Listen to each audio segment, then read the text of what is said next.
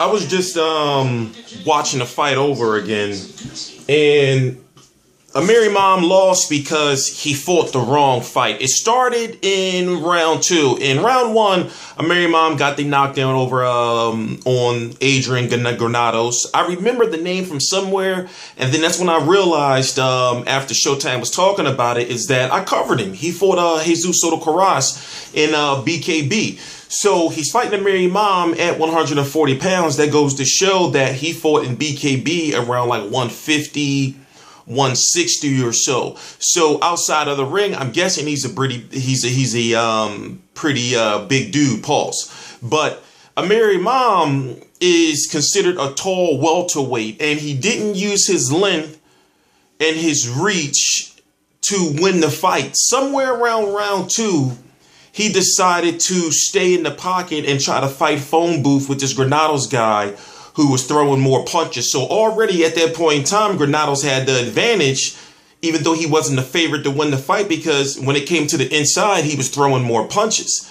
You had Imam throwing 1 or 2 punches on the inside, trying to get the one or the 2 punch knockout, and it just blew up in his face. Now, there were times where you would see Imam just lay on the ropes.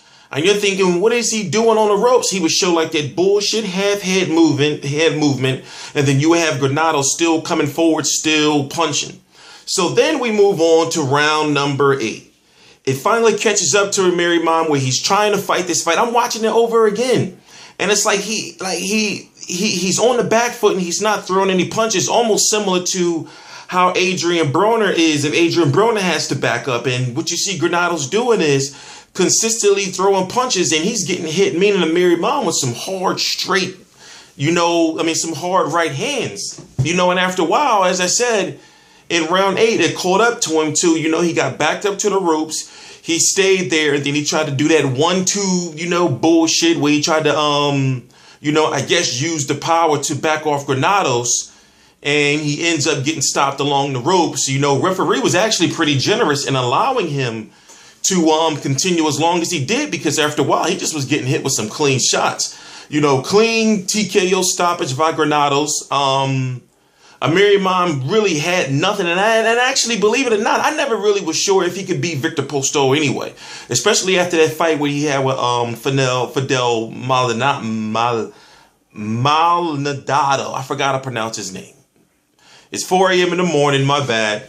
But the point I'm trying to make is this was supposed to be like a stay busy fight. And that Don King is his promoter, but he's been fighting on Al Heyman cards.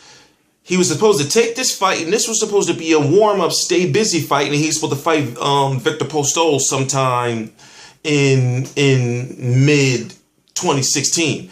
And it's crazy for him to get so close, to a title fight and lose right here, especially after he called out Danny Garcia. People have been saying he can beat, Adrian Broner. For him to lose to Adrian Granados, nobody knows who Adrian Granados is. That takes a real, that's real hard on your career, because now he drops all the way back down and has got to start working and building his way back up into the minds of boxing fans, pretty much, because taking the loss the way he did, boxing fans are not going to be saying, look, it's round 5. And he just taking all these, his defense is suspect, man. He was taking all these clean shots to the face and thought he just was going to survive and kept throwing that 1-2. Like, what was going on with this dude? Back down the ladder, he falls. T Street Controversy. This is T Street Controversy Live. I cover every single major fight live. Please subscribe.